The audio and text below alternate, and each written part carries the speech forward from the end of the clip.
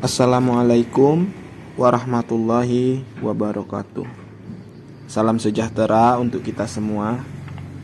Perkenalkan, kami dari CPNS peserta Latsar PPSDM Regional Bandung Angkatan 26 Kelompok 2.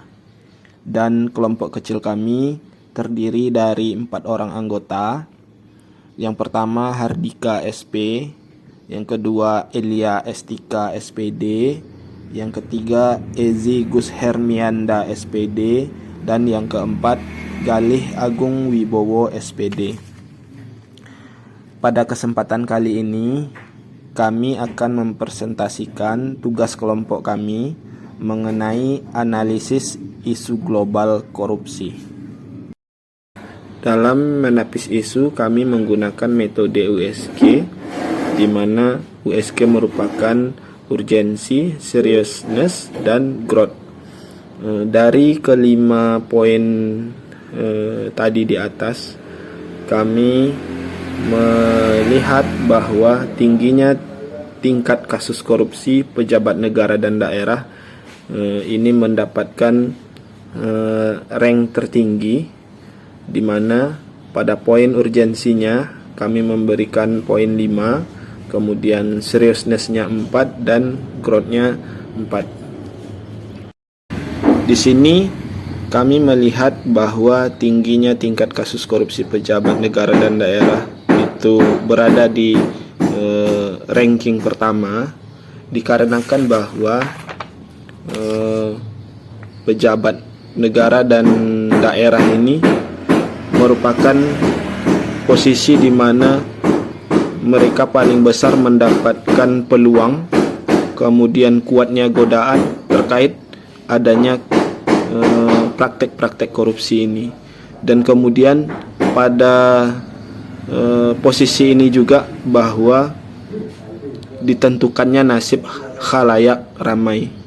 Setelah melakukan tapisan isu menggunakan metode USG, selanjutnya kami melakukan analisis untuk menemukan akar permasalahan dari isu prioritasnya tadi, yaitu dengan menggunakan diagram fishbone. Nah, diagram ini nanti akan mengidentifikasi sebab potensial dari permasalahan tersebut, kemudian akan dilakukan brainstorming untuk menganalisis masalahnya. Jadi nanti penyebab-penyebabnya itu akan dibagi menjadi beberapa kategori, dan kategori-kategori ini akan diuraikan lagi lebih lanjut untuk menemukan inti atau penyebab yang paling potensial. Maka dalam hal ini kami membagi penyebabnya itu menjadi beberapa kategori. Yang pertama, individu, di mana sifat tamak dan gaya hidup konsumtif dari si koruptornya sendiri.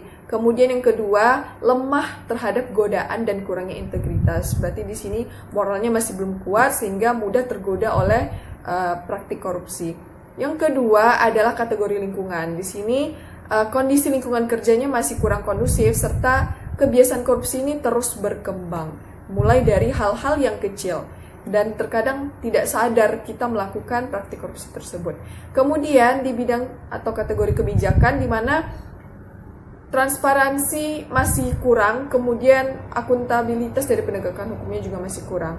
Yang kedua adalah lemahnya penegakan hukum, di mana di sini hukumannya masih belum terkesan diskriminasi, artinya hukuman antara satu koruptor dengan koruptor yang lain itu masih belum jelas, masih diskriminasi. Kemudian untuk kategori organisasi, di sini adanya kepentingan politik, di mana mereka cenderung ingin meraih suatu kekuasaan ataupun mempertahankan kekuasaan yang ada. Kemudian adanya lemahnya sistem pengendalian dan pengawasan. Nah, dalam hal ini pengawasan baik dalam internal ataupun eksternalnya masih kurang. Untuk dari dalamnya berarti pengawasan dari pimpinannya, sedangkan untuk dari luar masih lemahnya pengawasan dari legislatif dan juga masyarakat.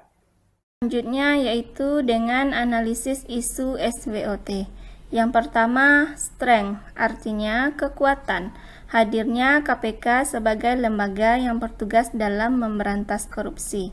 Yang kedua, weakness, artinya kelemahan. Kurangnya integritas dan efektivitas fungsi pengawasan pada instansi.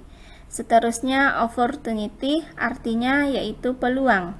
Partisipasi aktif masyarakat dalam pemberantasan korupsi melalui kegiatan pendidikan dan pelatihan serta kegiatan sosial lainnya.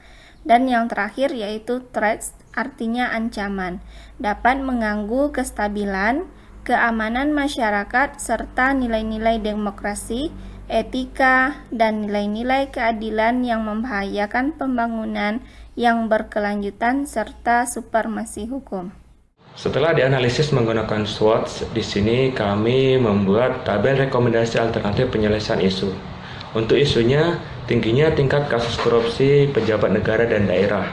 Penyebabnya, kurangnya integritas, pengawasan, dan lemahnya penegakan hukum. Kita bisa lihat dalam tabel, yang pertama, tabel alternatif penyelesaian. Yang kedua, tahap setiap alternatif. Yang ketiga, hasil yang diharapkan. Dan yang keempat, para pihak yang terlibat. Untuk tabel alternatif penyelesaiannya, yaitu yang pertama ada edukasi. Tahap setiap alternatifnya melakukan kampanye anti korupsi. Dalam hal ini kampanye anti korupsi sangat penting karena itu akan membangun persepsi yang sama di mata masyarakat.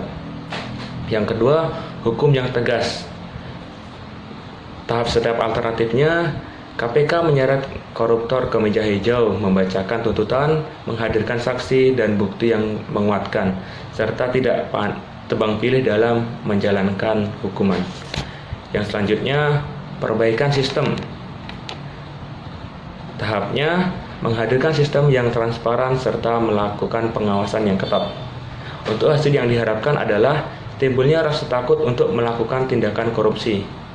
Yang kedua, masyarakat dan media ikut serta dalam pemberantasan korupsi. Para pihak yang terlibat adalah pemerintah, penegak hukum, akademis, media, dan masyarakat.